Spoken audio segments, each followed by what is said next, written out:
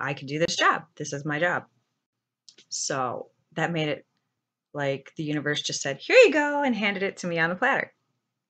But like, my kids, how I manifested my children, right? For each one of my children, pretty much, it was, I don't want to get pregnant. Please don't let me get pregnant. Please, please, please don't let me get pregnant, right? And lo and behold, I did get pregnant. But anytime I wasn't thinking about, please don't let me get pregnant, right? I wasn't getting pregnant. But every time I was like, please don't let me get pregnant, I got pregnant. So I now have 4 children, and they're amazing and beautiful, and I love them. And they're absolutely perfect. So that's an example of manifesting something by trying to avoid it, because you're focusing so much on that thing, that it happens. That's what you're radiating inside you is, oh, I'm going to get pregnant. Oh, I'm going to get pregnant. Oh, I'm going to get pregnant.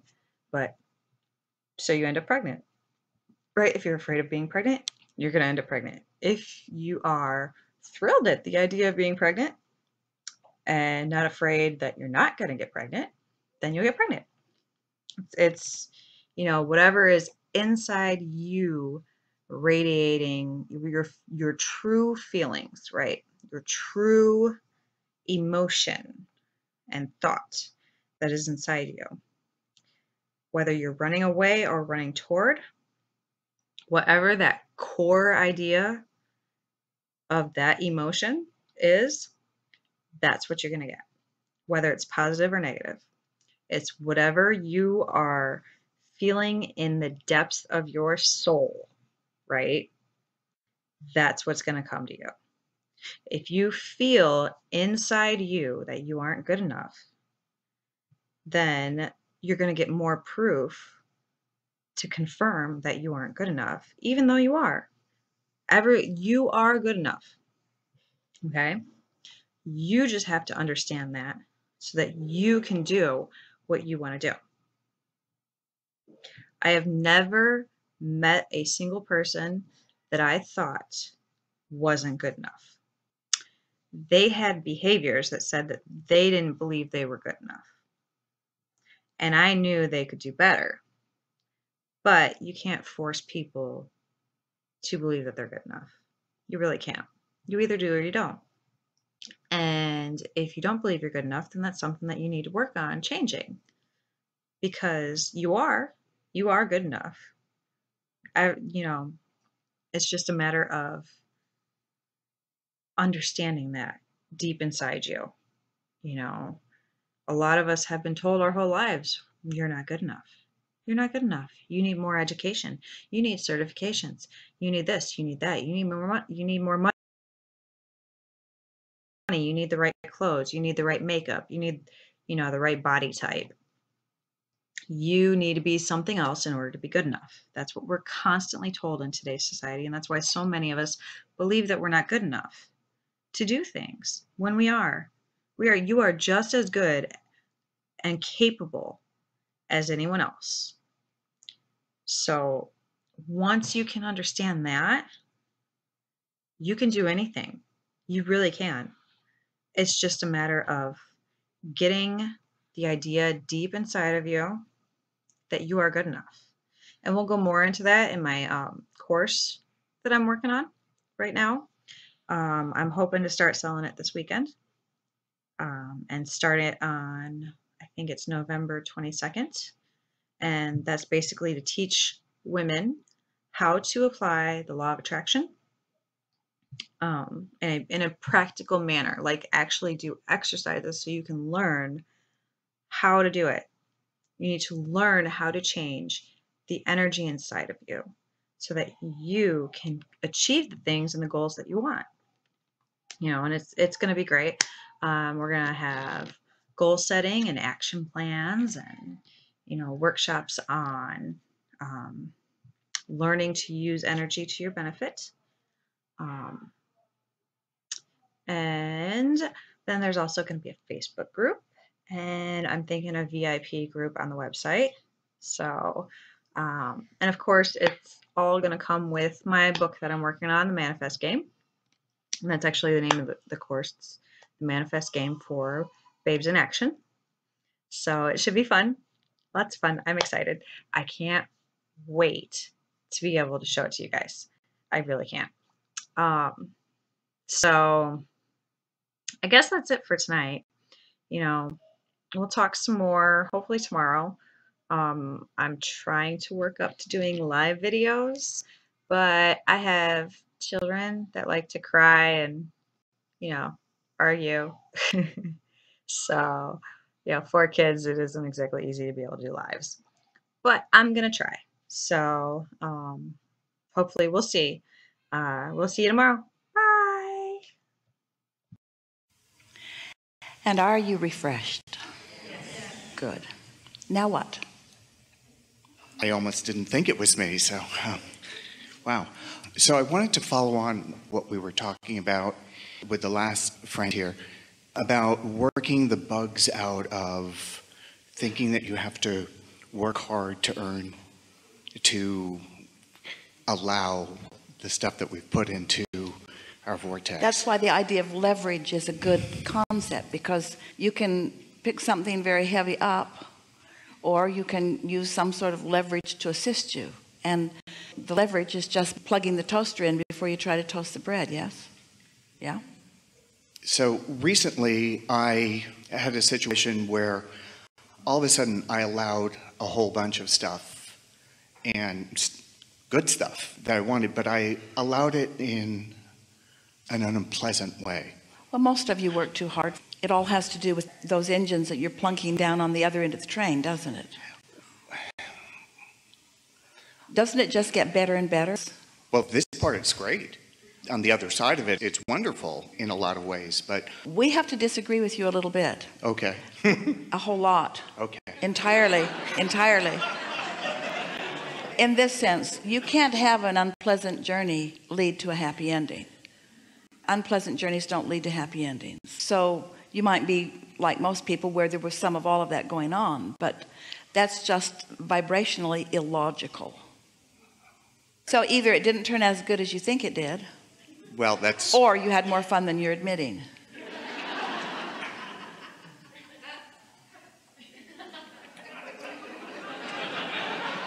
Okay. Law of attraction is law of attraction. So do I have to worry about another shoe dropping then? Now you do. Now I do.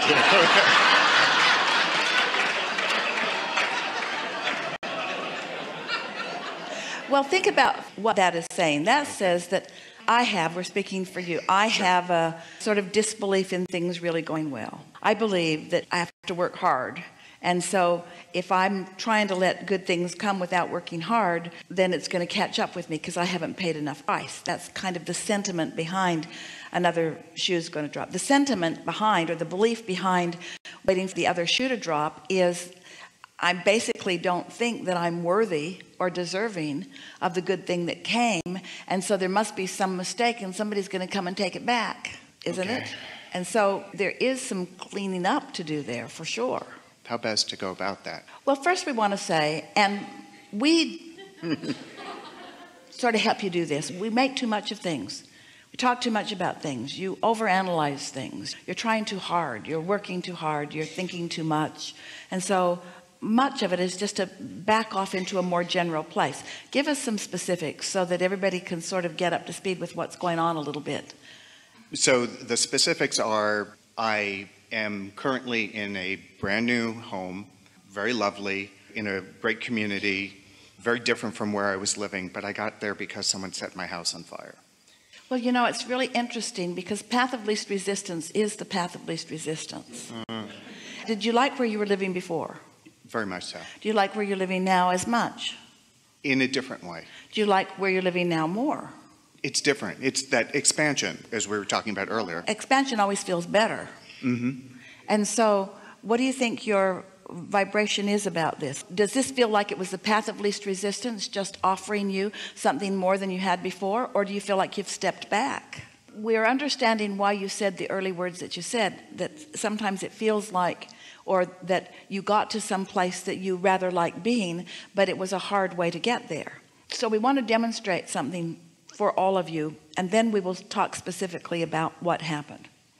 You sift through contrast and you come to an awareness of what you don't want, which helps you come to an awareness of what you do want. And for a while, this new desire is not what's most active within you, because where you're standing is what's most active within you. But you have become more vibrationally, while you have not let yourself be more quite yet. But still, the expansion has taken place and your inner being is enjoying the new expansion. So let's say that you are getting to understand how this all works. And so you're focused upon what you want and why you want it. And even though it hasn't come about yet, you're becoming vibrationally friendly with this new idea, and you're enjoying the feeling of it, even though it hasn't manifested. And because you're doing that, you begin to acquiesce to it. You begin to be vibrationally like it, more than opposite of it. And since you're becoming more vibrationally like it, you feel better. Things are sort of clicking into place for you. And so now you're in the same vibrational attitude or mood or vibration. And so you have a new manifestation. And the new manifestation is lovely, but the enjoyment of it is rather brief, because along with the new manifestation comes a new set of contrasting experiences, which gives birth to another rocket of desire, which at first you're not up to speed with, but then you become vibrationally friendly with it by focusing on it, and then you move into vibrational alignment with it, and then it too manifests and brings along with it another set of contrasting experiences. And so on and on and on it goes. This is what, in a very simplistic example, this is what the expansion of the species is. It's what the evolution of all desire is. Well, often what happens to people instead of that is that they have a new desire, but they defend their reason for wanting the new desire by pointing out how things aren't going so well, rather than moving into alignment with it, as we just described. And then it causes them to launch a stronger rocket of desire, which they don't accept either. So it's sort of like, I want it, but, and I want this, but, and so it's the engine going that way and the engine going that way. So the stakes just get higher and higher and higher, and you're sort of at a stalemate, because you keep coming up with more desires or amended desires or extended desires, and you keep not allowing yourself to go there, maybe because of unworthiness, maybe because of practice beliefs that don't serve you. There are a lot of reasons that we don't need to spend any time talking about. So engine here, engine here, engine here, engine here. And now you're feeling more and more and more tension, which causes you to launch another rocket of desire. And sometimes that rocket of desire that is launched from this, stay with us, you're really going to like this. Now, the subject has moved beyond, I want that I don't believe I can have, and I want that I don't believe I can have, and I would like that, but I'm not enjoying that. It's moved beyond the specific subjects of what you think are your desires. Now a desire for freedom has come about. Now a desire to have relief of this stress has come about. Now more bigger, more important desires are being born within you, which brings you usually for the first time to more of an attitude of just giving up. Oh my God, I don't want to try so hard anymore. So what we're getting at is, if the tension has to mount a lot before you finally give in, then when you do give in, a lot moves fast for you. But the result is you had a much rougher ride on your way to a better place than you needed to have. You follow that? So it's an accurate statement to say that sometimes you have to move through some sort of rough neighborhoods to get to the place that you really want to be. But it doesn't have to be that way, but it often is for human friends, because you believe in effort and you believe in action and you believe in your own unworthiness. And so your inner being and the universe at large and all that is having to call you through piles of resistance that you've put on your trail, because you really could move directly from one nice thing to another and to another and to another. You could just move from peak to peak to peak to peak to peak of wonderful, wonderful, wonderful things. But you usually don't let yourself do that, because you're all balled up in the flawed premise that you have to pay a price or that you are not worthy. Have you given any thought to What happened to your house? Someone set it on fire? Apparently, some passerby decided it would be fun to set the house on fire. And was it fun? Well, for them, it was. And so how was it for you? Clarifying, first time you've ever been caught up on the paperwork? Actually, not really. This is my third house fire. Oh, really? Yeah. So, rather unusual, isn't that? Yeah,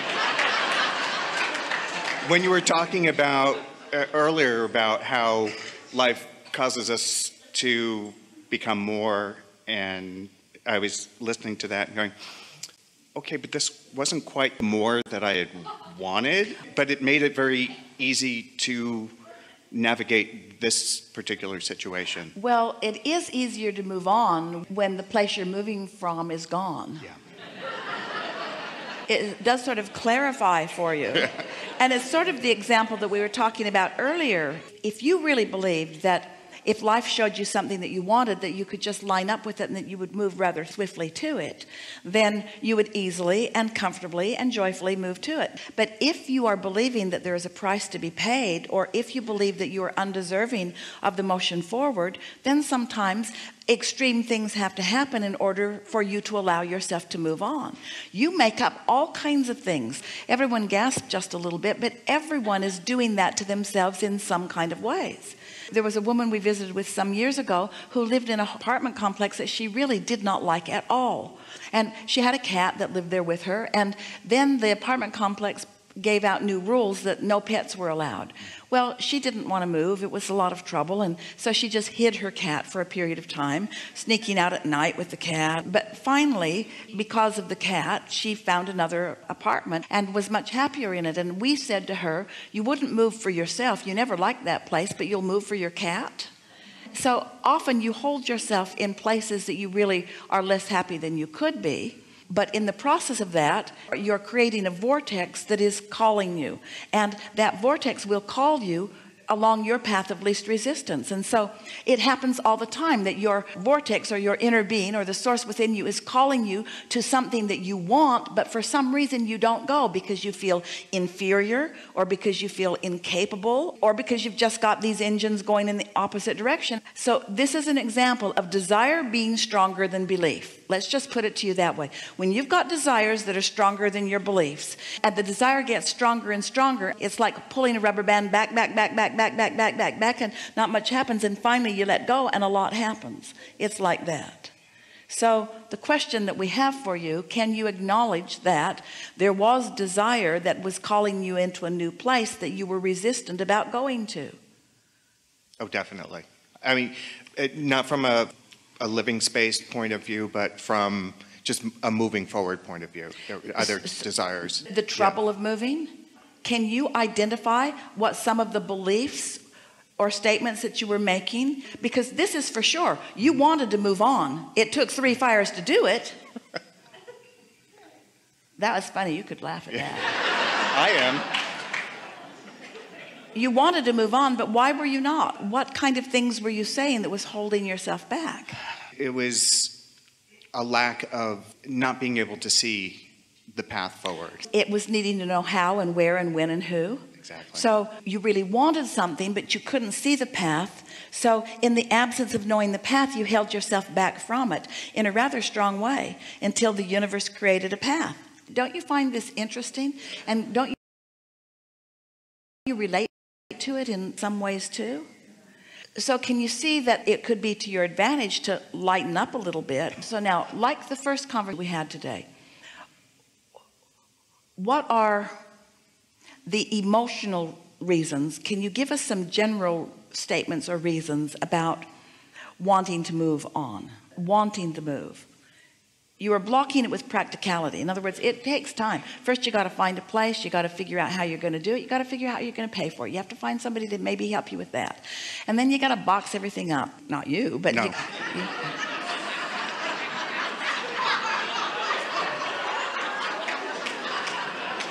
And then maybe what you had in the last house won't look so good in the new house. Not you. So you've got some desires and you've got some beliefs. So can you find, without going into detail about the specifics of the place and how it looks, can you tell us what feels good about moving on? Freshness. Adventure, something new. Something new. And can you tell us what would keep you from doing that? Because we could feel the freshness light up in you, but clearly you weren't allowing yourself to go toward that. Why? Effort. I guess it's the practicality. Is there somebody else in the house that didn't want to move? No. Only you? Just me. Just you. I can't lay this on anybody else's doors. We don't want to do that either, because it's always whatever you're doing. But let's say that I want to move and my partner doesn't want to move. So that would explain why I didn't move. But what if it's just you? I want to move and I don't want to move. What if it's just me? My desires and my beliefs that don't go along together. So if the desire is stronger, I'm going, but the universe has got to find a way through the crack of least resistance to get me to go. Isn't this feeling clear to you? So you found the way 3 times to go. What we are asking you to do, if you want to, is just identify some of the resistance, because we're going to make fun of it. Okay. In other words, we're going to point out how unnecessary that resistance was. But what was the resistance that kept you from just easily moving on? Because adventure was there, the feeling of newness and freshness was there. What kept you from letting yourself go? The practicalities of how am I going to pay for it and finding it. Was it insured? Yes. So the universe found a way to pay for it. But that's why it's good at this point. Well, what a clever universe. Is there any real downside to that? No, not for me. It's been really nice. So what are we talking about? Are you feeling that that wasn't good creation? This is really going to be good for you. Okay. What would have been a better way for that to have unfolded? So it happened and you're not unhappy with the results. You just, as you said in your opening words, you just didn't like the way it came about.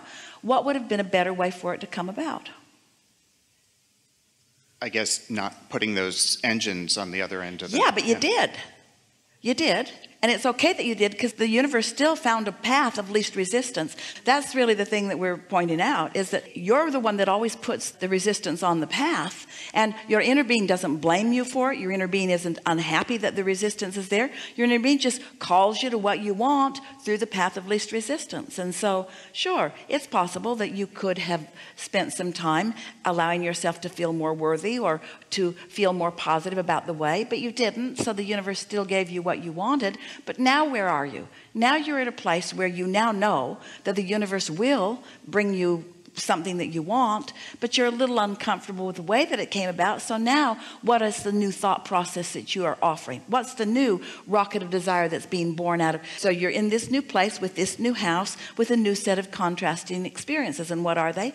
Well, it seems like I ought to be able to, we're quoting your thoughts, I ought to be able to create something more without having to destroy something that came before. Maybe I could have just looked more in the direction of what I'm wanting and spent more time giving my attention to that. You don't have to kill your existing beliefs. Just don't give them any more airtime. You don't have to set on fire the place that you no longer want to be. You just have to look toward the place that you do want to be. Is this helpful to you? You see what we're getting at? Sort of? No, I do. So the question is what to do about those beliefs as I'm focusing on... Well, so here's some questions for Okay. you. Did anything really go wrong? No, in a lot of ways it went really right. Oh, and are things therefore always working out for you? I would like to believe that. You don't quite, but don't you have more reason to believe that than you did before? In a powerful way, yeah. Things are working out for me. And as I lighten up, I could have released those beliefs that it was hard to get a new mortgage. I didn't have to keep those alive. But now the universe has shown me that there is a path to what I'm wanting. And so next time, I don't want to have to keep burning things down as I move on. You meet people, I'm just saying that I might have to kill you in order to move on. Or this relationship will be good for a little while, but in the end, for you, because I have to move on. I destroy everything that is in my past so that I can have a future. My future is dependent upon how destructive I can be to my past. We're making fun of all of that, but a lot of people feel that way. And rooted in that is a feeling that I don't get to choose, but you do. And the universe won't support me just because I've chosen, but it will. Or that I have to really justify the newness, but you don't. And so hasn't that experience, now that we're talking about it especially, hasn't it given you a new way of looking at this? Did anything go wrong? No. Nothing went wrong. And so moving forward, which you will, which you must, aren't you eager for more adventure? Won't you always want something new? You see, this is the thing. This is what's stuck in your vibrational craw, and it's that way with a lot of you. You believe that you should be satisfied with what you have, and it feels greedy and wrong to want more than what you have, because you've been looking at it through a world that says, here's the pie, and we're only dividing it up this far, and if you take too much of the pie, then somebody else won't get enough of a pie. And you're just not realizing that you get to create more pies, more pies, more pies, bigger pies, bigger pies, bigger pies. You're not divvying up what's already there. The universe will continue to yield to you, you see. A lot of people have taught you this because in the early days of your life experience, before you even knew you had a vortex, before the people that were providing for you knew anything about it, they may still not know anything about it. When children or others are looking at you as the vortex through which all their wherewithal comes, and you ask for more than they can currently afford, then they begin trying to shut you down. Aren't you ever satisfied? Don't you know that you have enough? Do you have to keep asking for more? Why are you not satisfied? Why are you so greedy? You've been indoctrinated with this, and you've come to believe in shortage. You have shortage consciousness because you're action-oriented consciousness. If you were vibrationally energy-oriented consciousness, you would know that there is no ending to it, because the energy flows to the degree and with the power of your desire. So the universe just showed you that it flowed with your desire in spite of your resistance, you see. And can you imagine how less and less resistance you have, and the more and more desire you have, just putting engines on that end of the train and that end of the train and that end of the train only or mostly? Can you imagine how far and fast and fun you'll go toward this adventurous, never ending, never stopping the unfolding life experience? That makes sense to you, doesn't it? So let's touch back on this feeling of I'm greedy or I'm wanting more than I should. And so we can help you with that by helping you to realize that we're not for a little while wanting to point you toward the new houses or cars or whatever manifestations are inflaming your sense of greed or therefore guilt. We want you, instead of focusing upon those outcomes which must come, to focus instead upon the flow of life which is natural. To focus upon fulfilling your reason for being, which is natural. Can't you feel, when you feel good, that that blessing of feeling good is evidence that you're supposed to feel good? And can't you feel, when you're all bound up and not feeling good, can't you feel the evidence that that's not the way that you're supposed to be feeling? First of all, think about what negative emotion means. Ooh, haven't said this today. It matters a lot. Negative emotion always means this. Your inner being has a perspective of the exact thing you're thinking about that is different than the exact thing you're thinking about. Your inner being is looking at it, and you're looking at it, and your inner being has a different perspective than you do. So when you feel guilt about wanting more, that's so off of what your inner being knows about the never-ending, expanding being that you are. This is a really powerful discussion, isn't it? It's the thing that we most want you to take away from this conversation is that you don't have to go back. You don't have to destroy what is in order to move on. You just get to move on. There's nothing inappropriate about seeking the new adventure. In fact, you must, because you already sought it. Life already caused you to seek it. You already sought it. It's already in your vortex. Your inner being is already living it. You can't do other than go there if you are ever to feel happy. You can't not go to the expanding place that you've already gone vibrationally. That's really what we're saying.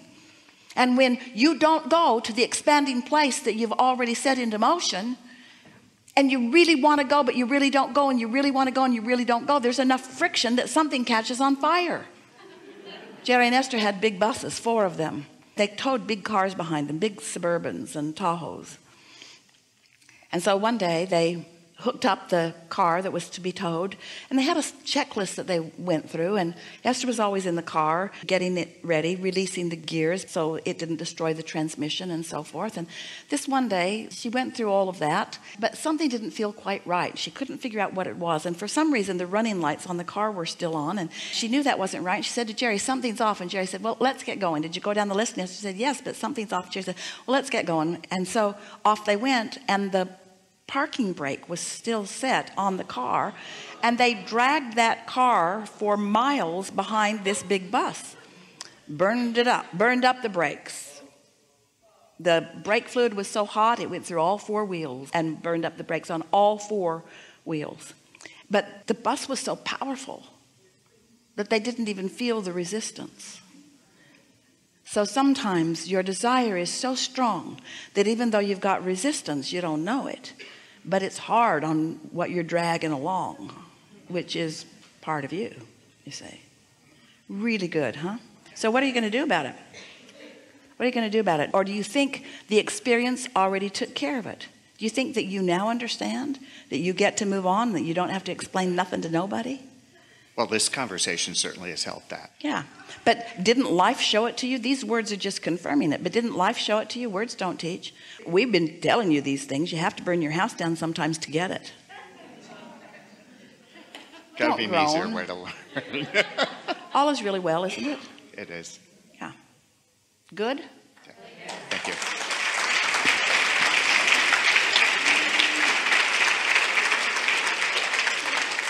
How about that?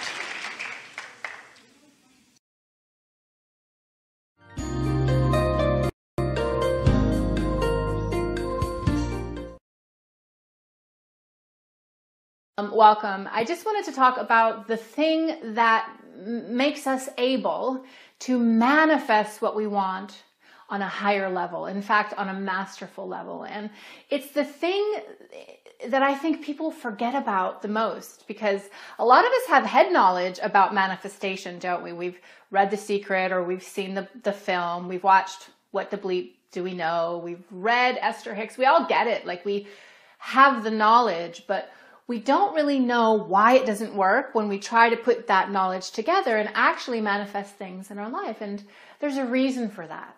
It's because people often forget that if the accompanying frequency does not match the intention, then you will not manifest what you want. No matter how lofty and spiritual your goal might be, or how good for you what you're trying to manifest is, it's not going to matter if what you're bringing to it energetically is not where it needs to be. Now, our frequency is, I like to actually call this the way that our energy or our lives sing, because it's a broadcast. As many of you know, at our core level, we are nothing more than energy. In fact, we're energy that's moving around. And I don't mean to be like a broken record, but I really want us all to understand the concept of this. Our energy is moving around, and as it moves around, we vibrate. This is why teachers often say, raise your vibration or raise your frequency. We vibrate. And when we raise that vibration, the frequency is even louder and more magnetic. Now, the frequency is the broadcast. It's the sound, if you will, that the vibration makes. And the frequency dictates what is drawn back to us. The frequency dictates what we manifest. So if we want to manifest a new love relationship, maybe we want to find our twin flame or our soulmate, but we're walking around the planet with energy that's moving around and it's negative because we're sad, or we're mad, or we don't trust, or we have issues that are deep inside of us because of abuse and pain and problems and all the things we've been through. If that's the frequency or the broadcast that we're bringing to the intention of manifesting our twin flame, we're not going to manifest that relationship. Instead, we're going to manifest what we're broadcasting. And so we may manifest a relationship, but the quality of the relationship is going to match what the frequency was when we asked for it. That's why it's so important to be aware of what you're working with. Be aware of your mindset and what you're thinking. We live in a thought form reality. Now, it doesn't always seem so because the thought form process is a little slower than it is, for example, in 4D when we're dreaming, or the astral, or 5D. There, in those dimensions, when you think something, it happens immediately. Now, in 3D, where we exist, it doesn't work that way. There's a delay. And it may seem to us, when we're working the formula, that it isn't working. And so we give up, or we don't live in a disciplined way with our practices and with our mind training so that we can always be working on that frequency. But we do live in a thought form reality. The thought is always the seed it's the first thing, and the seed is planted, and then it begins to grow. It begins to spread into the consciousness and awareness, and then it begins to take form in the materiality. It begins, though, with the thought. And what waters the seed is the frequency. And so I really challenge people to be honest with how they're feeling and how they're thinking. The reality is that most of us don't even pay attention to how we're thinking. Most of us don't realize that the ego mind, the monkey mind, is on a constant narrative loop talking to us. Blah, blah, blah. Well, that person doesn't look good today, or he was mean, or that coffee wasn't great, or I look fat, and blah, blah, always talking. That's the function of the monkey mind. And we don't understand that the body, our physical instrument, is receiving that narrative. It's not just receiving it, actually. Do you know what it's doing? It's taking it as a directive, as instruction. And so when we say to ourselves, man, I'm fat, or man, I'm old, or man, that was stupid, I'm so dumb, the body begins to manifest that which we think. And so we're not even in control of, we don't even know what we're thinking because we're not paying attention, we're not doing the work. We are living in reaction. If you want to shift your frequency, which you must, if you want to manifest miraculously, you got to start paying attention to the things that you're saying to yourself, about other people, about your life and your world. And you need to start cleaning that up and bringing that into the light. Bring it into alignment. We run scripts that are damaging because we harbor beliefs in ourselves that are damaging. These beliefs were often put into us by our parents, by our abusers, by the people who told us we'd never make it, that we were failures, by the people who denied us opportunities. All of these things communicated something to us, and at some point we either believed it or we didn't. Too many of us believed it, though. And we incorporated it into who it is that we are. And now it's from that space of belief that the narratives run. You're a failure. What do you think? You're going to try that? Think that's going to work? How did it work for you last time? Constant. How do you know, though, if you're not paying attention? When you're paying attention and you can find the thought and the narrative, and you can very quickly move in and release that negative statement, that negative thought, and supplant it with what is positive, with what you know to be true about who it is that you are. If you do that time and time and time and time again, that's how you train the mind. That is the biggest work any of us is ever going to have, because we have to watch what's happening and then we have to change it if it's wrong or out of alignment. And now when we change it, we supplant it with, I am a success, or I am healthy, wealthy, and wise, or whatever it is we want to supplant the negative with that is positive. Now the frequency changes because the body's hearing it. I'm healthy, wealthy, and wise. And the body sings that out to the mind, which sings it out to the spirit. And now the entire field is filled with I am healthy, wealthy, and wise. And now we're vibrating. Now we are beginning to attract into our life according to what we're thinking and according to what we're feeling. That's the key. It's not just reading The Secret. It's not just understanding Abraham Hicks and thinking that's cool. Sounds good, just doesn't work for me. It's about your frequency. It's about your vibration. It's about how you feel about yourself. It's about how you're living. Are you living in hope? Or are you pissed off? Are you mad all the time? Correct me if I'm wrong, But if you're watching this on Facebook, that means you're on Facebook. How much vitriolic bullshit is happening out in Facebook?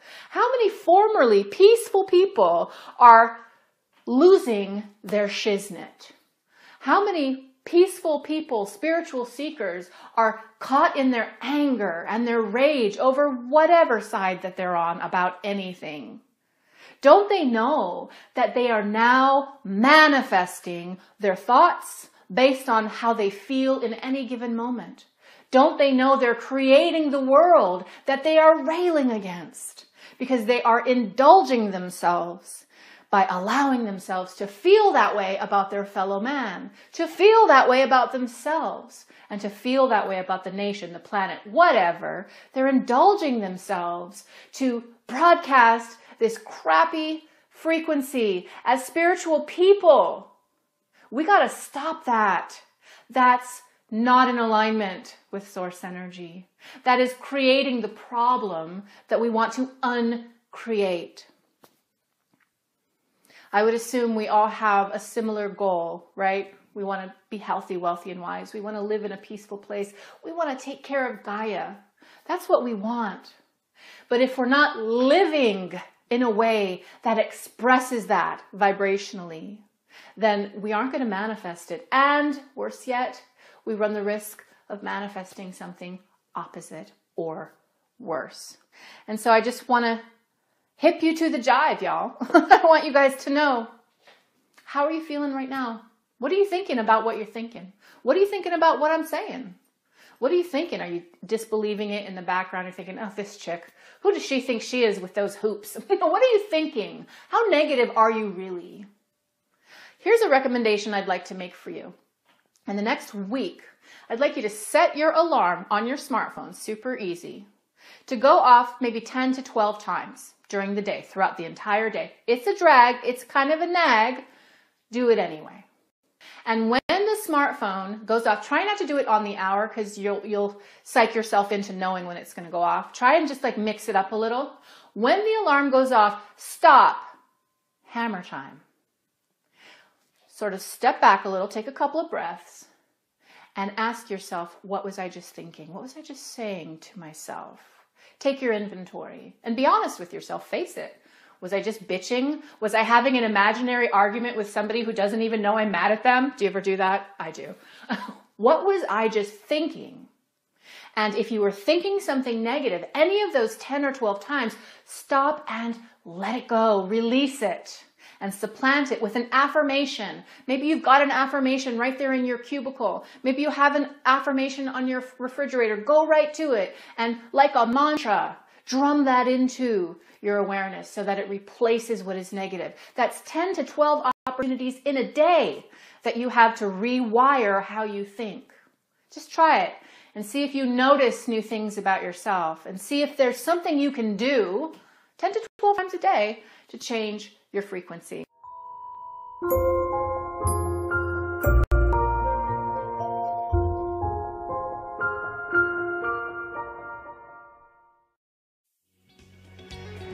Joy, joy, joy. Joy is the key. Joy is the key. Joy is the key. Joy is the key. Well, how nice you are.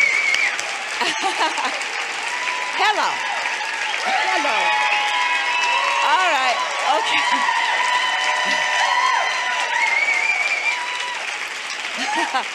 Okay, you guys. We are going to have a good day. It's so clear to me. You happy people. One really quick question and moving forward, because that is where I am in this momentum here.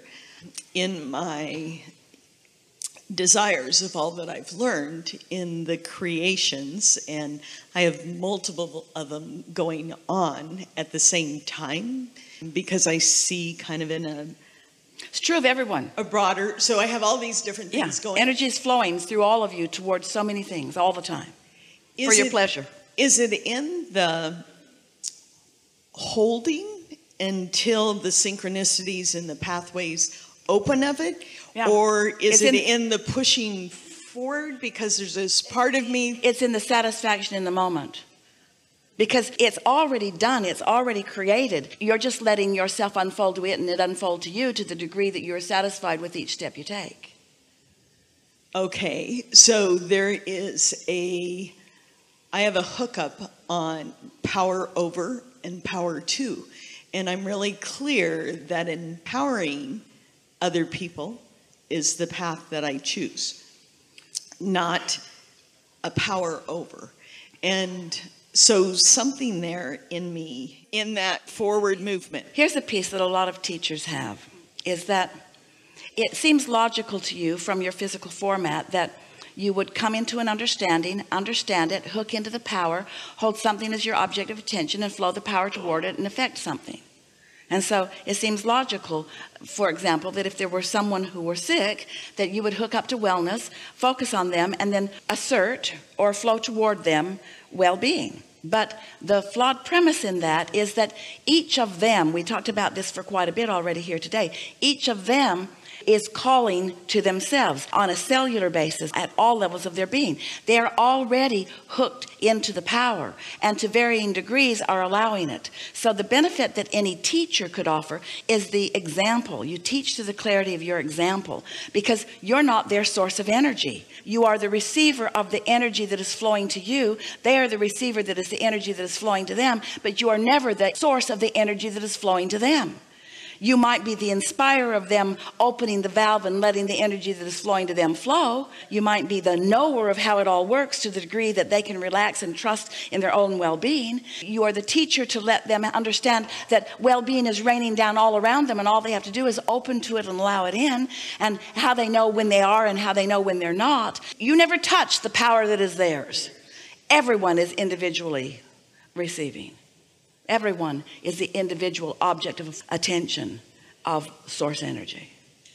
Okay. Really good time for a segment of reflection. Very much.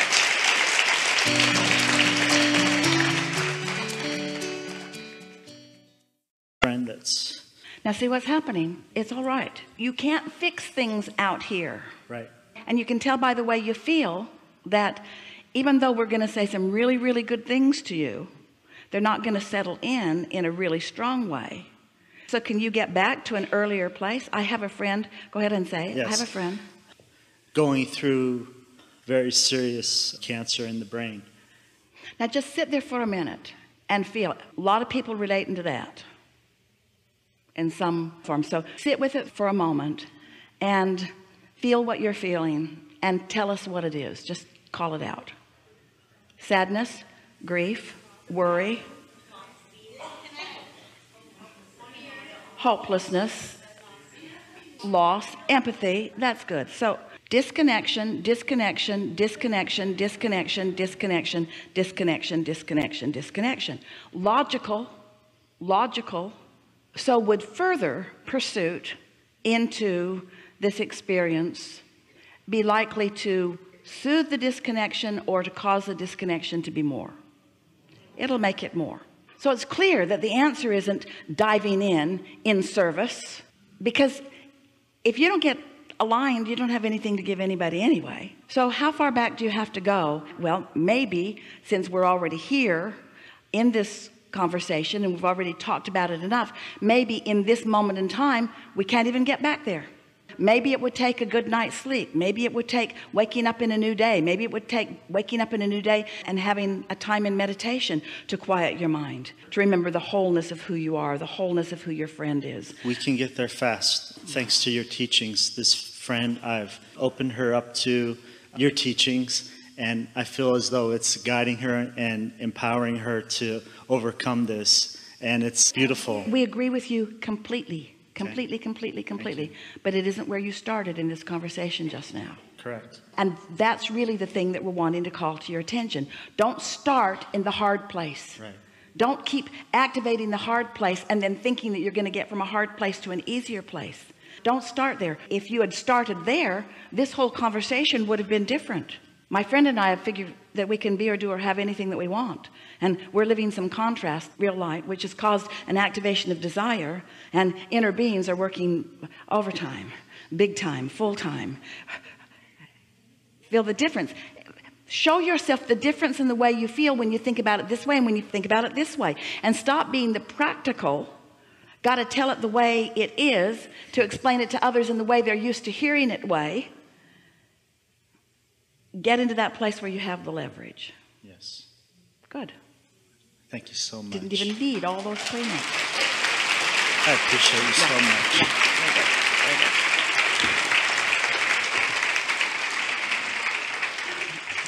Yes, I have this question that occurred to me this morning, this analogy, it's very quick, of I've had de-manifested millions and millions of dollars, and I still have a lot of money flowing in and out of my experience, obviously, but it feels like it's enough, or like a little bit more than enough, and so I keep feeling like, almost like I'm just trying to get back to the point that I was, almost like when you get in a car accident, all of that effort and work is just to get your car back into the shape that it used to be. And I know that that analogy is not serving me. Yeah. And I'm really ready to let it go. So here, let us give you something that will serve you. So ready to be ready to be ready to be ready. It's an interesting thing, because sometimes in a moment in time, you, for whatever reason, because of whatever confluence of vibrational alignment you were able to accomplish, maybe from the influence of others around you, you were ready for something to manifest that didn't stay in your experience. Well, you know, the two analogies that we've given, it's understanding the difference between the gathering up of the physical fortune and understanding your vibrational currency.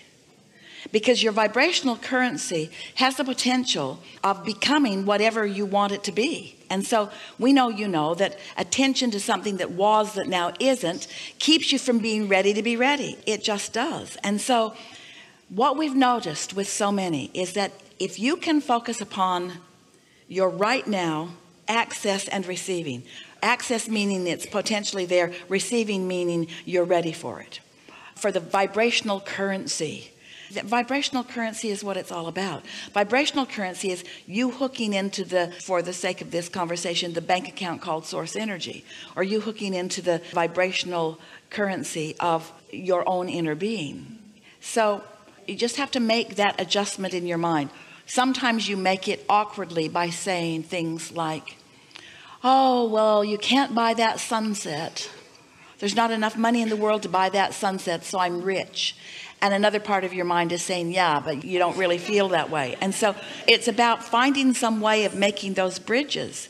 So we're asking something that's pretty interesting of you. We're asking you to hold a vision of what you want, but not put so much attention upon it that it messes you up in your connection now.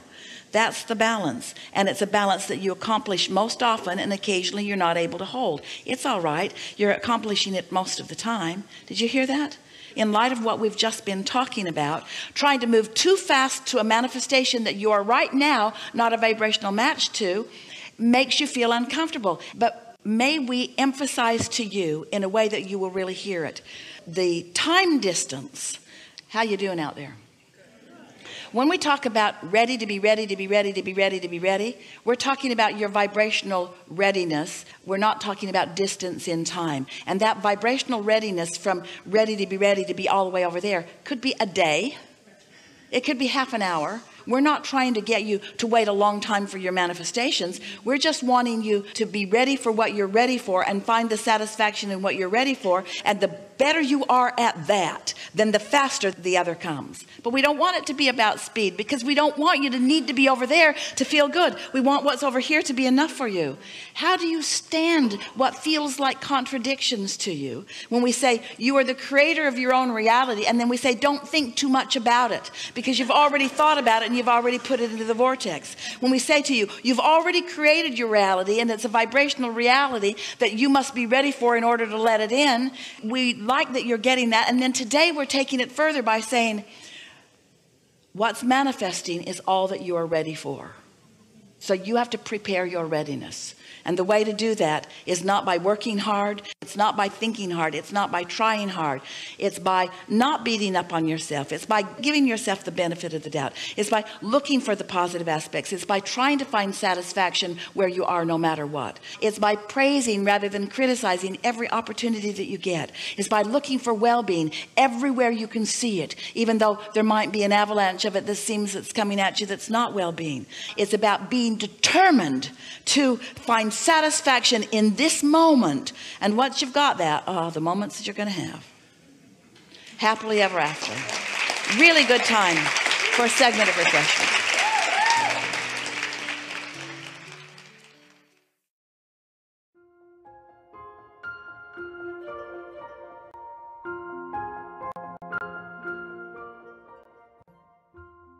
I wanted to start by just sharing with you guys something that I'm presently reading that I'm really, really loving. And in fact, this is the kind of stuff that I read over and over and over again because it's powerful. And it comes from your favorite and mine, Neville Goddard. Now, this summer, I did a 3-part series on Neville's book called Feeling is the Secret. The first 2 installments of Feeling is the Secret are presently in our Lightworkers Lab free metaphysical library. By the way, if you are not a member of the free metaphysical library, you should be. All you have to do is go to thelightworkerslab.com/free-library and sign up. At the very bottom, there are 2 videos called The Manifestation Formula, Part 1 and Part 2. And those go into the work of Neville Goddard. I'm about to put the 3rd one up in the next week or so. But this also comes from Neville Goddard, and this is out of his book Resurrection, which is actually a compilation of a few of his different works. And this is from the chapter 6, which is the chapter on good tidings. And some of these things just struck me as really important, and this is about manifestation. Neville likes to teach us how to align the conscious thinking with the body and the spiritual feeling, the desires, in order to create the objective reality, or that reality that we experience in our lives. What Neville tells us is that anything we experience, whether that's hardship or joy, is first created based on that alignment of consciousness or thinking or intention with the desire or with the actual feeling. This is why so many of our affirmations tend to fall hollow. It's because we are not marrying that which we are seeking to bring into life with an actual emotion that is high vibration enough to give it wings to fly and then be created. We say to ourselves, I am healthy, wealthy, and wise, but internally we don't feel healthy, wealthy, or wise. We feel anything but that. And if the feeling is low vibration, and if the feeling is not a match for what it is you're trying to create, then you will not create that. You have to bring the feeling into alignment, and you have to raise the vibration of that feeling, which is why he calls his book Feeling is the Secret, because it is. Conscious, important, that's our thinking thought. Subconscious, also important, that's the animator or the creator of our experience, but the transmission happens as a result of our feeling. So he talks to us about that a lot, and I like to just drum it into the community because I believe if we can visualize it, then we can have it. The people perish for a lack of vision. If you can think it, you can create it. And for those of us who spend too many hours in overwhelm, because this world is crazy, y'all, and it is. We have so many things that are chaotic and also negative. We get overwhelmed by that. But if we just create a visualization of the world in which we want to live, a world for ourselves, an individual life for ourselves and for our family, but also for Gaia, also for humanity, if we can visualize it in some way and then align that with a high vibration feeling, that's how we can co-create the existence that I believe we are moving into. And that's important. We need to stay on task with that. It's easy in this 3D reality to fall off the rails, to go off the rails in a crazy train, as it were. We got to bring ourselves back into alignment and remember why it is that we're here. We are here to shift it. There's no other reason you were born at this time in Earth's history, age of Aquarius, if you didn't come here to do something about what we are transitioning into. To that end, let's read a little bit again out of chapter 6 of Resurrection by Neville Goddard. He says, the seemingly harmless habit of talking to yourself is the most fruitful or evidential form of prayer.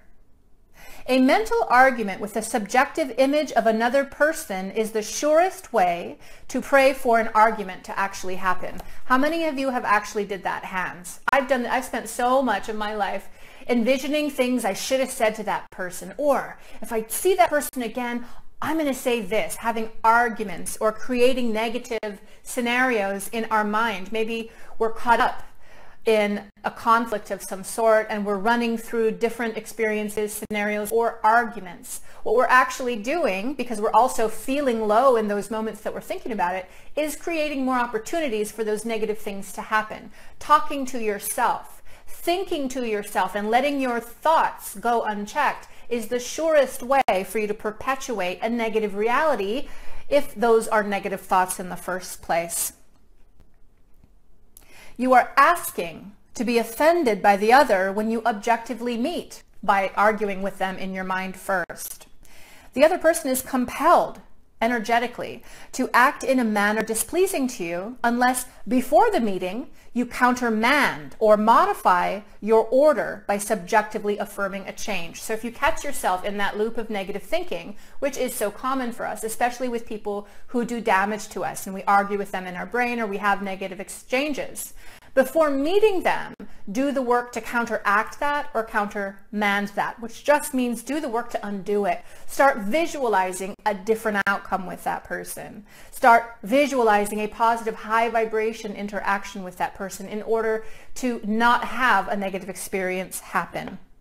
Unfortunately, Neville says, man forgets his subjective arguments, the daily mental conversations that he's having with other people, and so is ultimately at a loss for an explanation of the conflicts and the misfortunes of his life. What Neville is saying is we're not paying attention. Unfortunately, we're not keeping up with what the ego mind is telling us. We're letting our thoughts run wild, and so when a string of negative things happen in the life and they seem to continue to happen over and over again, we don't understand that we're creating it because we're not paying attention in the first place. We are praying. We are literally praying and sending a signal to the universe when we indulge this type of thinking, or any type of thinking, really, if it's married with a feeling. As mental arguments produce conflicts, so do happy mental conversations produce corresponding visible states of good tidings and good experiences. Man creates himself out of his own imagination. If the state desired is for yourself and you find it difficult to accept as true what your senses deny, call before your mind's eye, your imagination, the subjective image of a friend and have him mentally affirm that you're already that which you desire to be. Let me break that down. He speaks in kind of old-timey language. What he's saying is, if what you want for yourself is difficult for you to accept as true because of the way your life is set up, your senses deny what it is you're trying to create because you don't have it yet. Your senses are saying, you're not rich. Are you kidding me? You're not abundant. You're not healthy. It's denying what it is you're trying to create. So if that's the case for you, the Neville is saying, imagine in the mind's eye the imagination or the imaginative image of a friend, and have this friend mentally tell you or affirm that you're already that which you desire to be. This establishes in him, your friend, without conscious consent or knowledge, the subconscious assumption that you are that which he mentally affirmed, which assumption, because it is unconsciously assumed, will persist until it fulfills its mission. Its mission is to awaken in you its vibratory correlate, which vibration, when awakened in you, realizes itself as an objective fact. So if you can't hold it in yourself because your senses are denying too strongly that which you'd like to create, envision having your friend sit down next to you and tell you all of the things about yourself that you would like to be. This places that vibration in the person, and that vibration is an energy. It has to do something. The intention of the vibration is to change in you so that you shift. And by having your friend there and holding the vibration for you, it is ultimately transmitted to you. Another very effective way to pray for oneself is to use the formula of Job, who found that his own captivity was removed from him as he prayed for his friends. Therefore, fix your attention on a friend and have the imaginary voice of your friend tell you that he is or has that which is comparable to that which you desire to have for yourself. As you mentally hear and see your friend, feel the thrill of his good fortune and then sincerely wish him well. A lot of us get caught up here when we pray for our friends, or we ask that they have success and abundance. Some of us have this reverberating tension because we don't have it yet, or we don't have it at the level that we like. So we want to pray for people, but actually really wish them well, really wish them this success. As you mentally hear and see him, feel the thrill of his good fortune and wish him well. This awakens in your friend the corresponding vibration of the state affirmed, which vibration must then objectify itself as a physical fact. Objectify itself means become reality. This vibration has to do something. It's going to appear in materiality. You will discover the truth of the statement, "Blessed are the merciful, for they shall receive mercy." And the quality of mercy is twice blessed. It blesses him who taketh and him who giveth. Through wishing well on your friend and blessing your friend, you bless yourself. It is twice given each and every time. The good you subjectively accept as true of others will not only be expressed to them and by them, but a full share will also be realized in you. So if you have patterns around envisioning yourself as that which you seek to be, or envisioning your life as that which you seek for it to be, choose a friend instead and wish them well. Start imagining their success and their abundance and their good health. It always, guaranteed, has a reverberating effect back on you. That blessing is twice given, once to your friend and also once in full measure, meaning the same amount of blessing is given to you as well. Transformations are never total. Force A is always transformed into more than a force B. A blow with a hammer produces not only a mechanical concussion, but also heat, electricity, a sound, a magnetic change, and so on and so forth. The vibratory correlate in the subject is not the entire transformation of the sentiment communicated. The gift transmitted to another is like the divine measure pressed down, shaken together and running over, so that after the 5,000 are fed from the 5 loaves and 2 fish, 12 baskets full are left over. Can I read that again? The gift transmitted to another, when you're blessing someone else, for example, is like the divine measure, not the human measure, not the let's meet it out as humans, you get some, I get some. No, it is like the divine measure, pressed down, shaken together, and then running over, so that after the 5,000 are fed from just 5 loaves and 2 fish, 12 full baskets are left over. That's how spirit works. The takeaway here for you and for me is that the thinking is the most powerful form of prayer. We like to think that prayer looks like begging, don't we? We like to think that it looks like supplication. Let me get down on my knees. Let me run through that rosary and ask for forgiveness because I'm so sinful. We come to Source like a beggar, and Source responds with the energy that we bring to it and the way that we feel within ourselves. That's why we have to challenge ourselves to understand the new prayer, or really what prayer actually is. It's what we're thinking about and also what we're feeling. It's what we are always creating, whether conscious of this or not. So be mindful of what you're thinking about. Stop yourself a few times a day and check it out. Think about what you were just thinking about. Was it positive or was it negative? Was it something critical about yourself or about other people or about the future or about life? If you find yourself caught up in these negative thoughts, very quickly shift that, change that, turn that into something positive, and then bring up in your energy, your spirit, a complementary high vibration emotion. That's the feeling. Again, Neville Goddard said, the feeling is the secret. The thinking man exists, and the subconscious animating female aspect brings it into reality. But it can't do that. It can't bring anything into reality unless it gets the message from the conscious. To get the message, we have to have feeling. It's the vehicle that drives between the two and sends and receives the transmission. Think it, and then feel it, and then you create it. And if you have issues around self-worth, or having a problem looking around your life and seeing all the problems and the conflicts, therefore you can't muster up that high vibration emotion that complements the affirmation, then put somebody else in that place. Think of your friend. Think of the success of that one person you truly love, no matter what, that you really do want to receive a blessing, and give them that blessing. Imagine them in the third eye, in the imaginal mind, in the visualization as succeeding, as receiving all of those things that you would like to bless them with, knowing full well that you receive in return a full measure of the very same blessing. Powerful, right? Powerful. Hey everybody, I just wanted to end by inviting you to my free online spiritual community called the Lightworkers Lab. If you're interested in finding your spiritual tribe, go to thelightworkerslab.com. Check us out, learn what we're about, and learn how you can join. Or just go to Facebook and search the Lightworkers Lab and ask to join. I also wanted to mention that every couple of months I offer an in-depth or a comprehensive spiritual or metaphysical class. And if you're interested in taking your spirituality and your connection to a whole new level, go to crystallancompton.com/spiritual-classes. Check out what's coming up and join if you are so inclined. And to everybody, I just want to say that I hope you're having a beautiful day wherever you are on the planet today. God bless.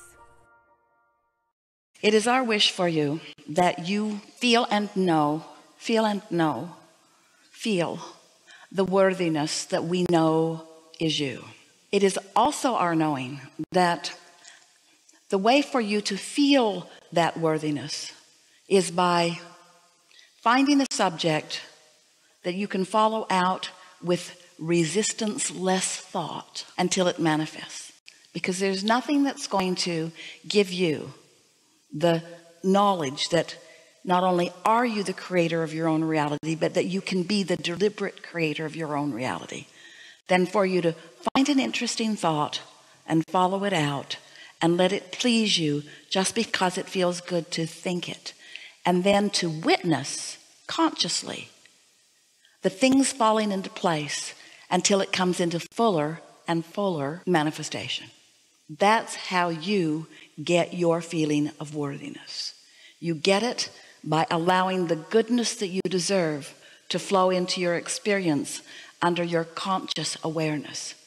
Because if good things happen to you not under your conscious awareness, then you call it luck or fate or something that is outside of you, when nothing is outside of you.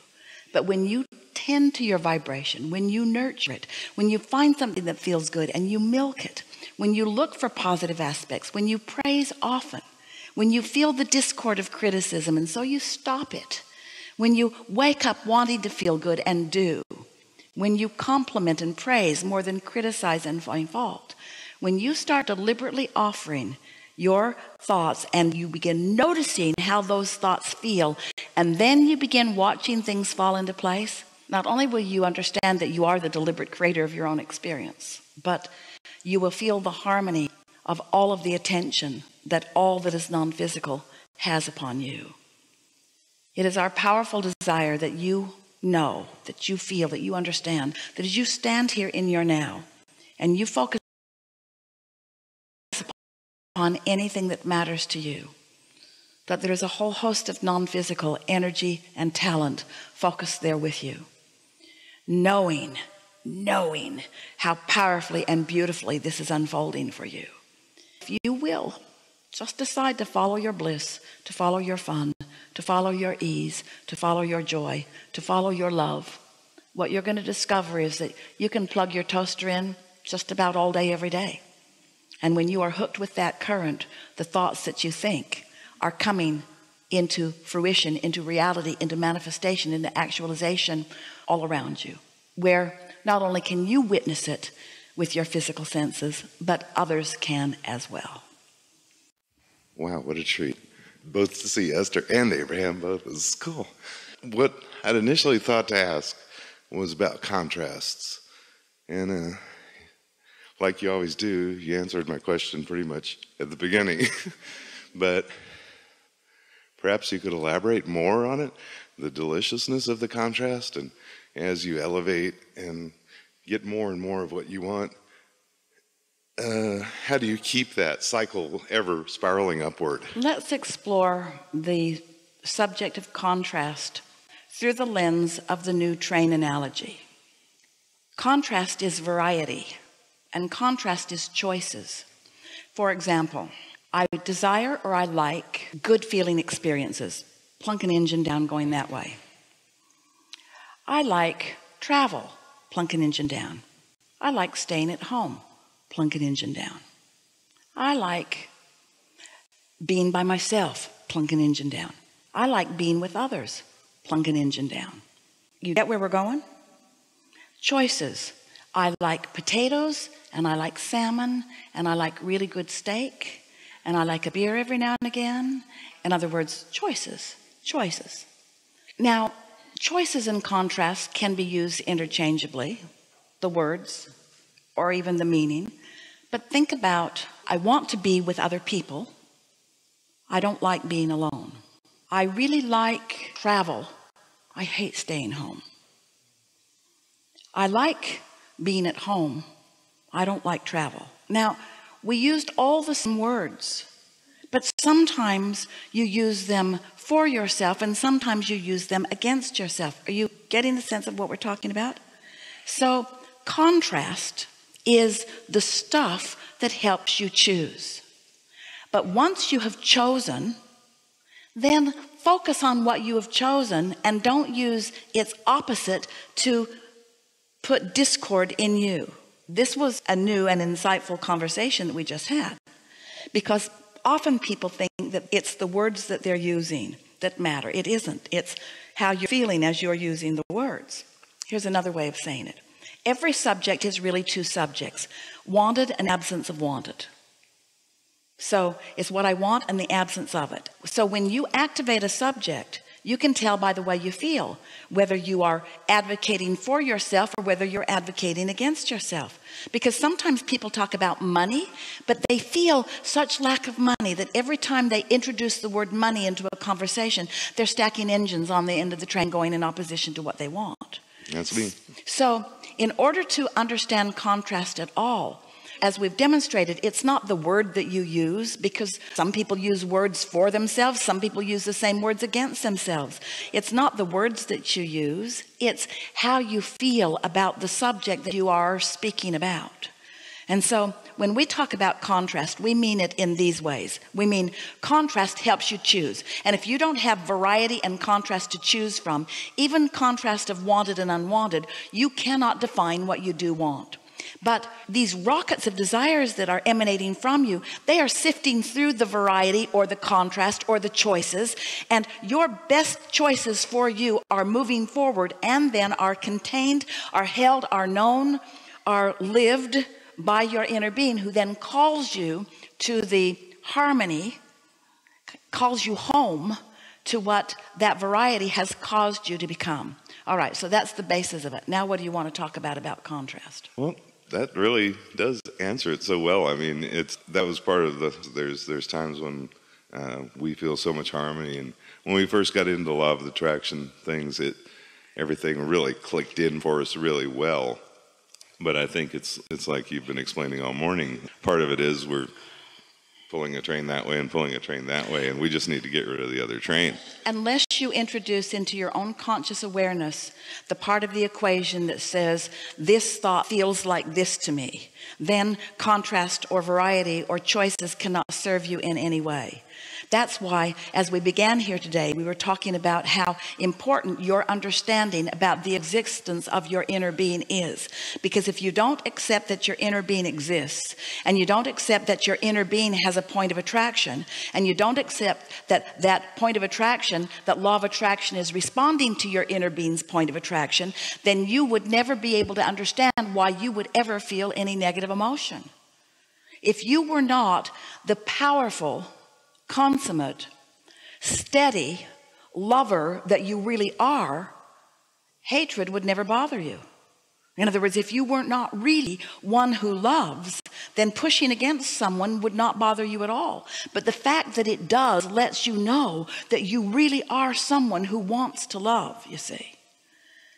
When we have a conversation about contrast, we like to call your attention toward this. So here you are and you're powerful now, and let's say that you're having a wonderful meal somewhere and you're eating something that's pleasing to you for a lot of reasons.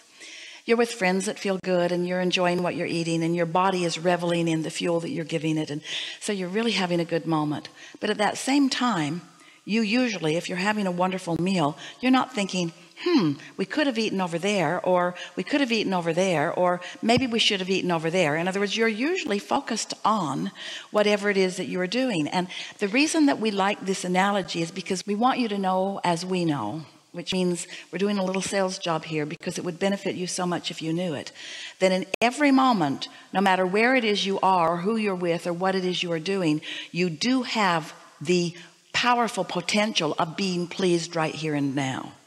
There are always enough good choices right where you are to hook you up with your inner being.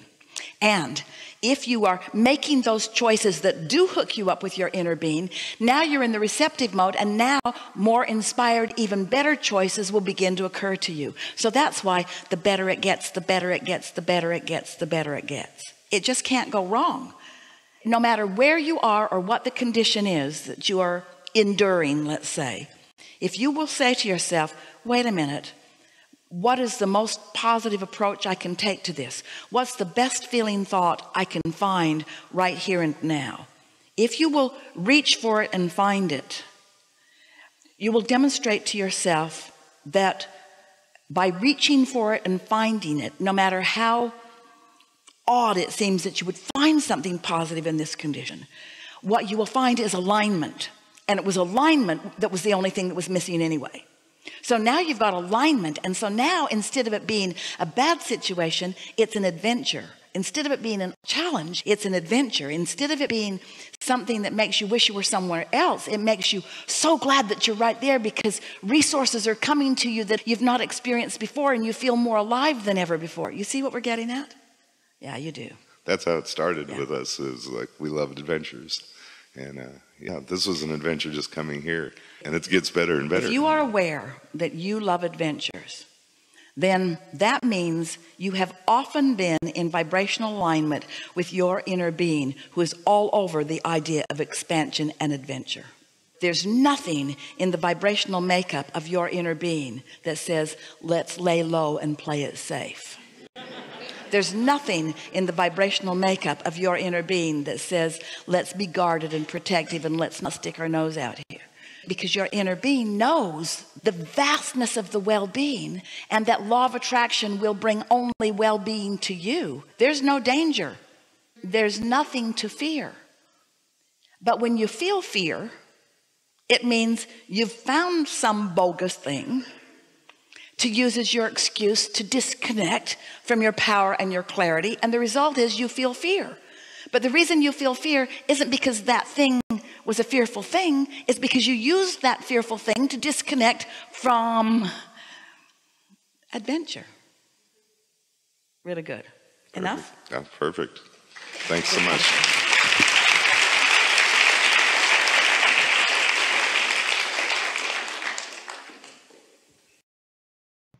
Hi everyone, Crystal here from Actions Are Greater, and today I'm going to be talking about Reiki and Chi, so stay tuned.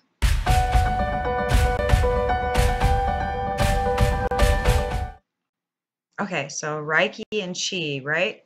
Everything in the world runs off of energy, and Chi is the energy that flows through your body, and Reiki is when we are working with our Chi in order to heal or change things around us. Okay, so like your aura is energy, your chakras are filled with energy, Chinese meridians, they're filled with energy, and I'll talk more about those in another video. But the basic idea is that we are working with energy, and everything is made of energy. If you remember science class in grade school, right? they talked about atoms and how the atoms are held together with energy. And like all the protons and neutrons and electrons, they're all swirling around in this big, or well, teeny tiny little ball of energy. And that's what makes up matter, right? So we're made up of a bunch of atoms that are just little balls of energy vibrating with little teeny tiny bits of mass. That is what is holding us together, right?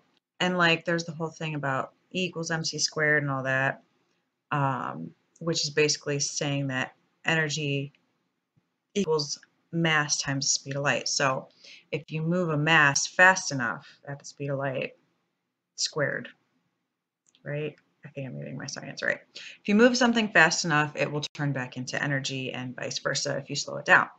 Pure energy is vibrating at a higher level than what we're vibrating at because we're solid matter. We're mass.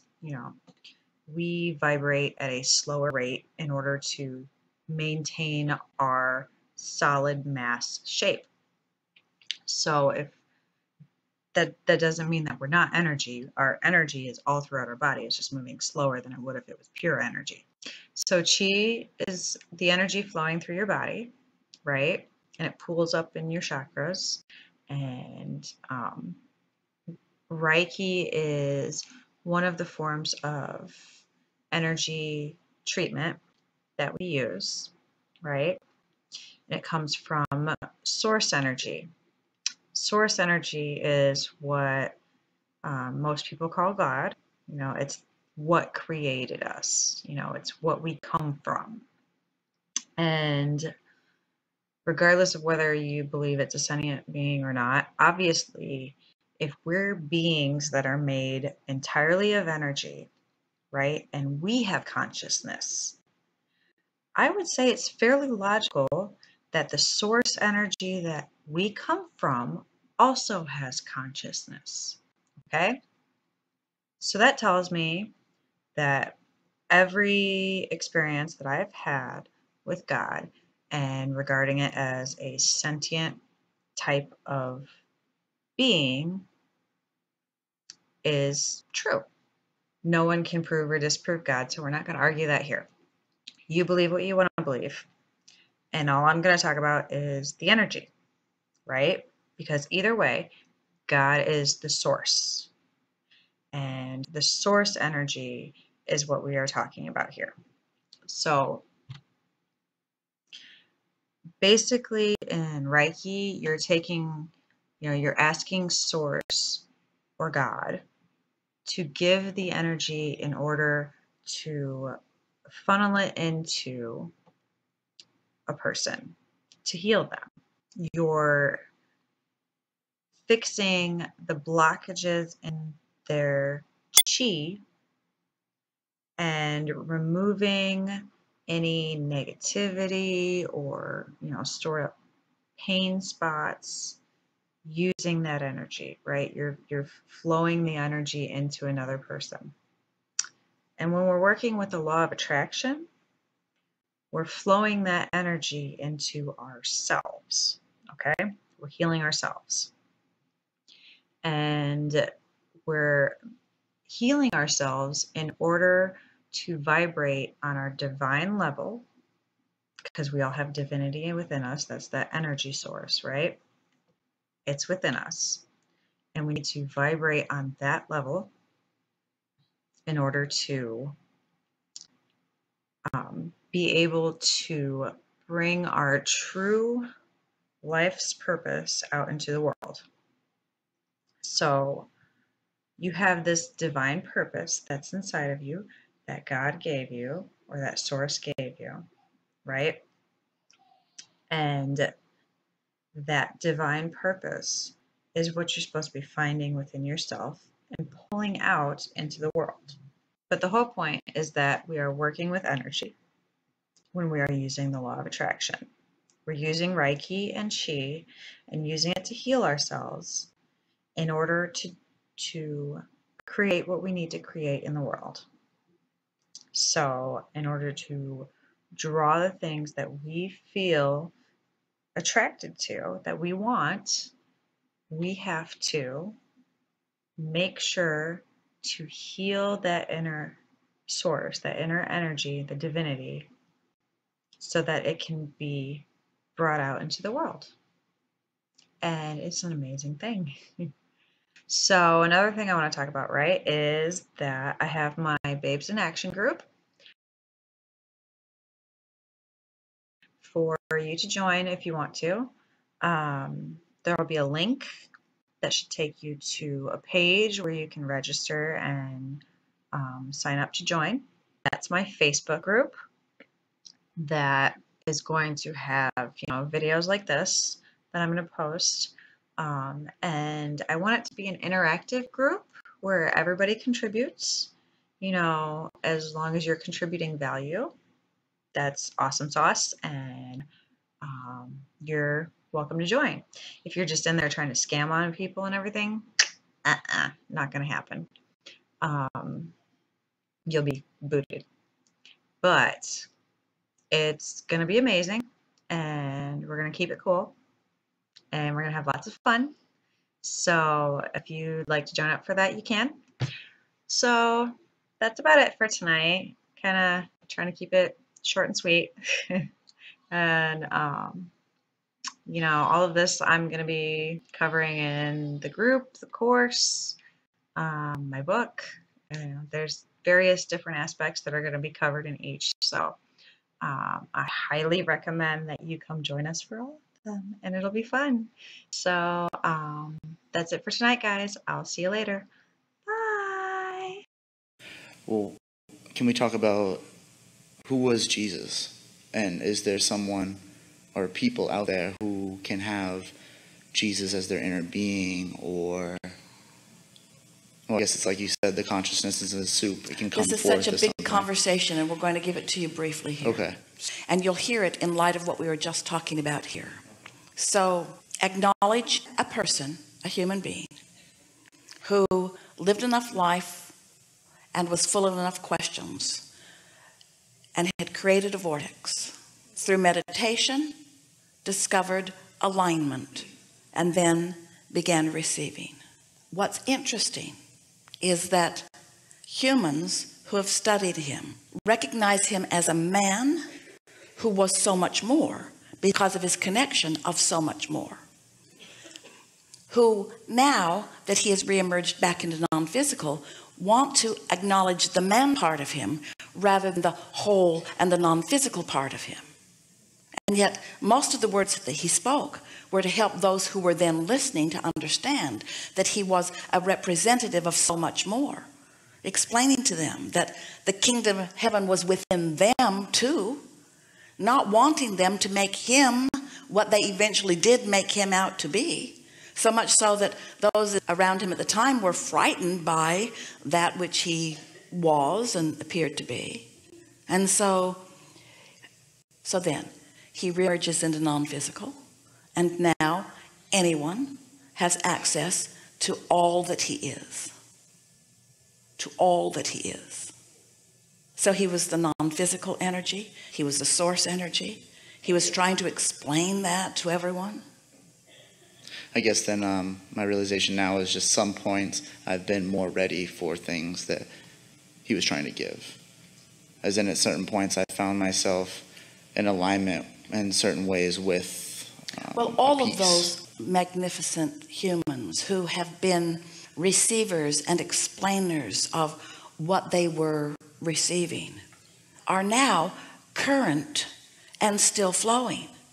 But the mind of most men want to leave them where they were then and try to re-explain what they were explaining in their humanness then, after endless translations of endless others who had endless motives in the way that they translated. Every one of you has access to everything that they were receiving and more. Because they're constantly still expanding. Because they're still expanding. They're still expanding through you, through all of you, you see. But again, Most humans don't want to hear that. It feels like blasphemy to them, because while they came to trust and believe in what was being received then, they don't understand that receiving is still continuing, not just in someone like Esther, not just in someone who has allowed themselves, like so many of these beginners of so many religions were allowing, but because everyone has access to all of that here and now. You all are on the leading edge of thought, and everything that has ever been thought before, each of you has access to. But you can't have access to what is current if you're locked in to the old rhetoric about what it was. Reading the old texts denies you access to the current version. Not in alignment, you can't hear it. Yeah.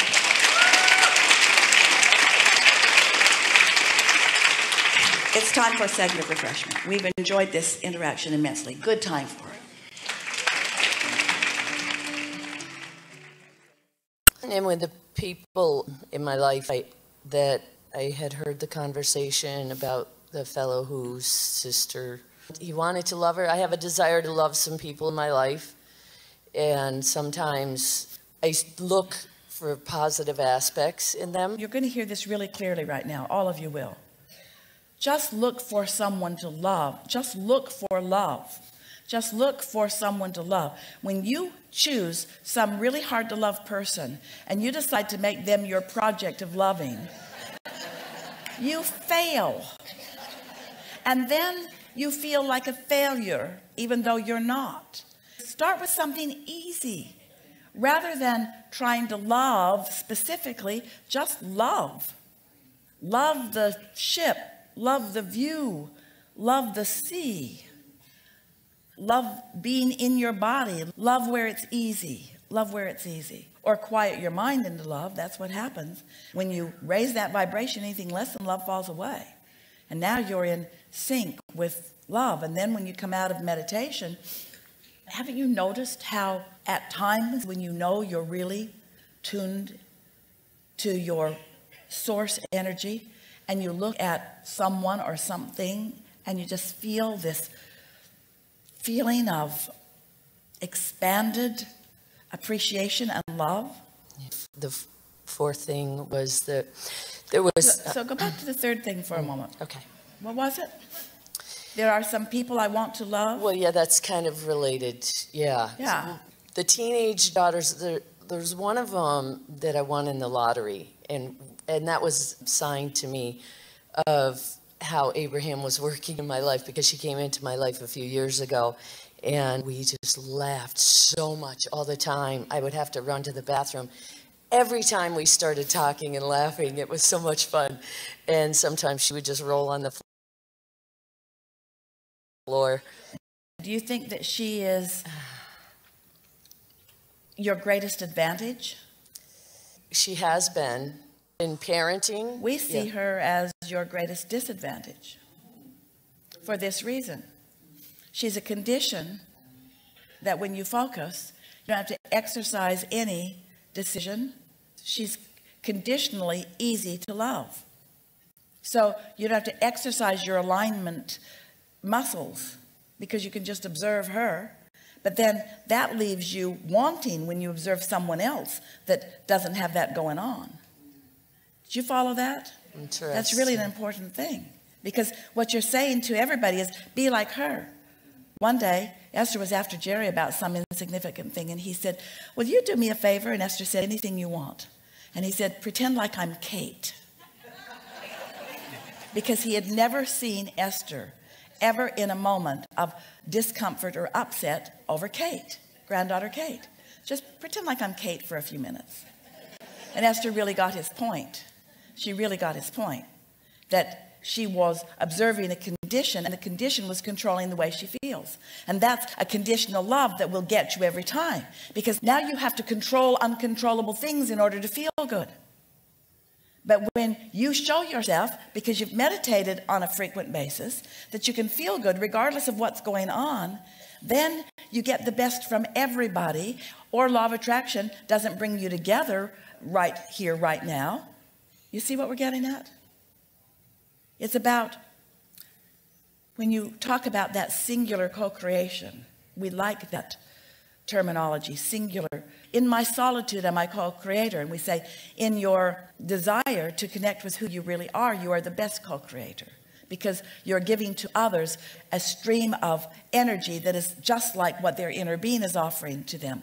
But you are up close and personal. You're like a satellite dish that has beamed it to them in a way that it's more tangible. And so as you stay in your frisky, happy, aligned state of being, then others who are around you do benefit by it. But don't do it for them.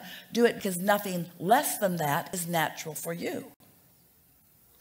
And I have learned that over the past few years, because I was just so serious about everything for so long.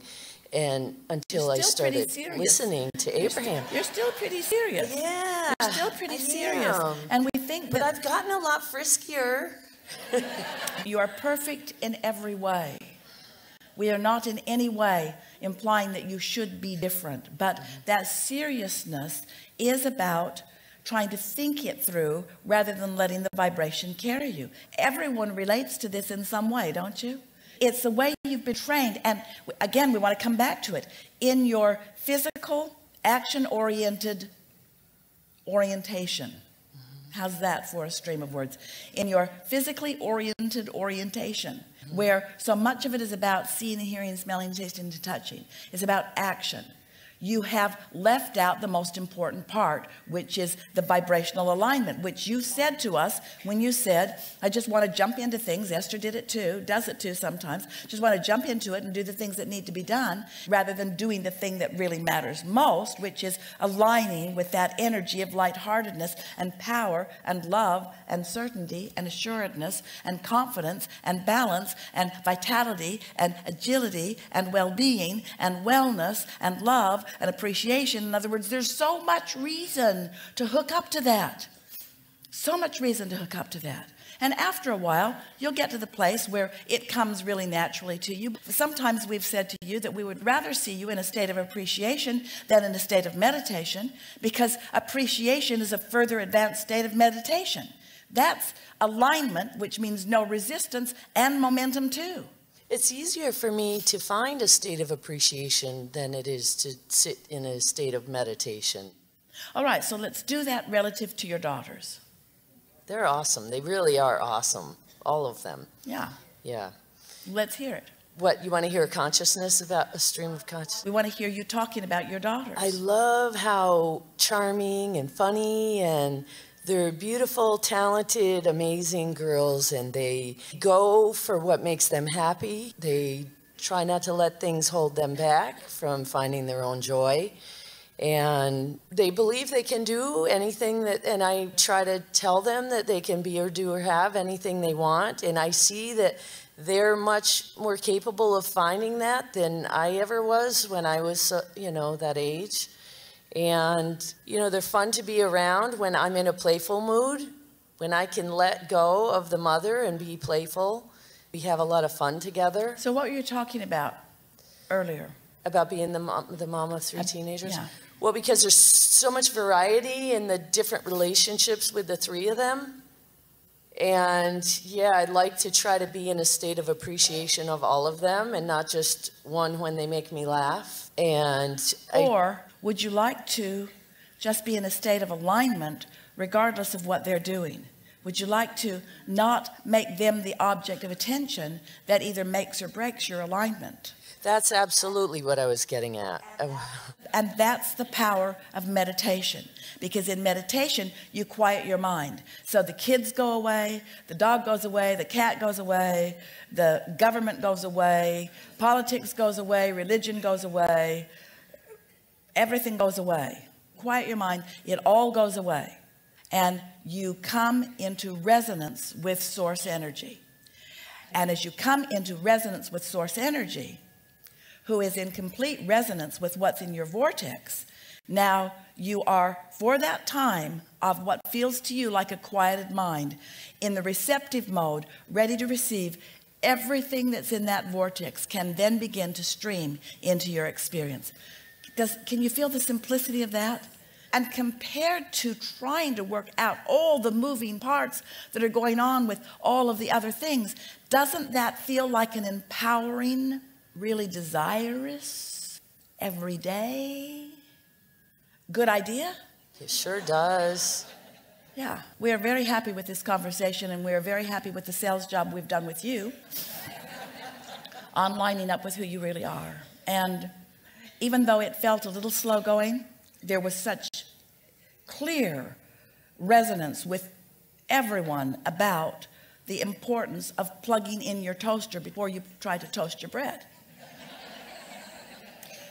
We think this is a really good time for a segment of refreshment.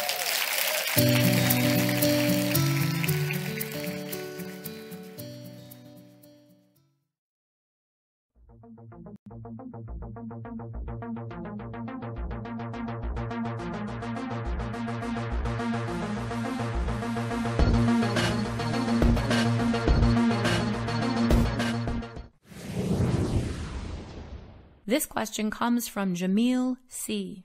She says, "Hi, Crystal. My question is personal, but I also think that it's spiritual. For months, I've been submitting applications and receiving interviews without getting hired. I receive wonderful comments, etc., from the people who interview me, yet they don't hire me. I feel that my work is tied to my spiritual purpose here on earth, which I think is to help people in some way. And so I chose to do this by creating programs and services for students at higher education. But because of these hindrances I keep meeting along the way, I wonder if I should look elsewhere, particularly if my purpose is to do something else. However, I feel like a question mark. I feel directionless. I feel like I'm on the right path, but I'm not sure if I'm going in the right direction.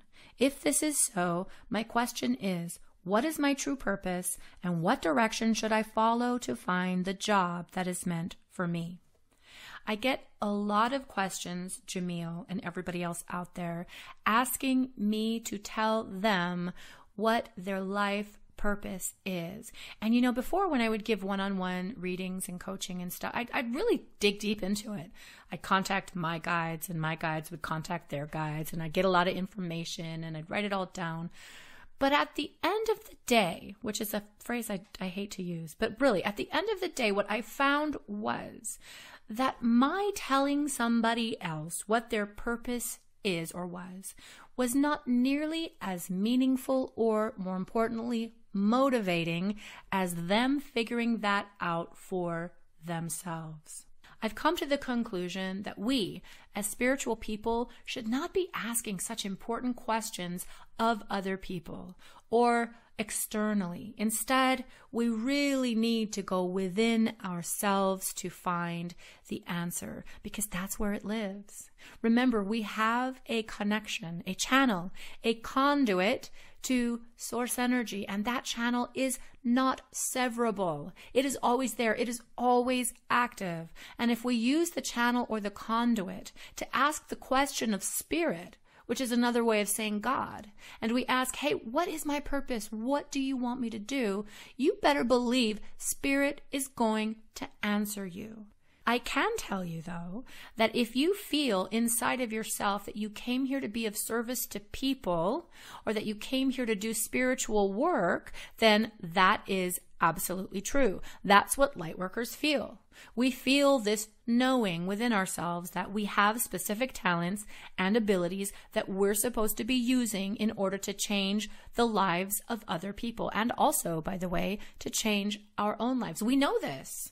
And if we're not doing what we're supposed to be doing, then there's this weird, nagging sense of urgency that's always telling us that we're wasting our time. Like, why are you working in this 9-to-5 job? Why are you hanging out with these people? You know you have a higher calling. Our spirit is always telling us that when we're light workers. And so based on what you've described, it's clear to me that you are a light worker. If I were you, I would not focus on the what. I would not focus on the how. I would focus on what I told you just a few minutes ago, on the spirit. I would focus on the meditation. I would focus on the prayer. I would focus on getting out into nature, which is so high vibration and a powerful place to channel or to receive creative inspiration. I would focus more on my connection to God and doing those things that I know connect me to God, because when we are in connection, that's when doors start opening for us. That's when serendipity begins to happen. That's when synchronicity and patterns and people begin to enter our lives to make it easier for us to walk our path. And until such time as you are really clear about what you're supposed to be doing in terms of work, then be a light worker in your day. Like, don't worry about doing it formally as work. Be a light worker in your day. Be a light worker at home. Love freely, give freely. Be a light worker at the grocery store. Be a light worker in the parking lot. Be a light worker in traffic or at the coffee shop. Always be that which you seek to experience in this world. Hook into the higher vibration that we all have access to and learn how to run it in a sustained fashion, and then just go outside. Go into a group of people. They're going to be changed by your vibration that you are sustaining. That's light work. And even though you don't necessarily know what the career is or the physical work is, that's the actual work, is being a representative of that which created you in the first place. So don't get all caught up in needing to know things. Don't get all caught up in needing to have a path. If doors are being closed to you, say thank you, because these are not the doors that you're supposed to walk through in the first place. Have faith. Know that you came here with a blueprint, and you came here with an intention, and you will arrive at the work if you work on staying connected to source energy. I hope that answer helped you, Jamil. And if you have a question of a spiritual, metaphysical, or personal nature, don't forget, send it in to me at tuesdayquestions@crystalandcompton.com. And until next time, when we meet again and I answer another of your questions, I hope that you are having an awesome day wherever you are on the planet today. Bye, guys.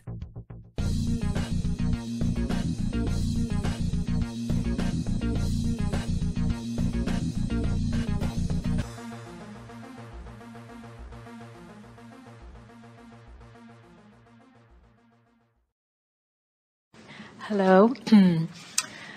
I have a question regarding manifesting the ideal mate. I've been praying, treasure mapping, doing everything I know how to do to manifest that person. It still has not come. Well, give it up.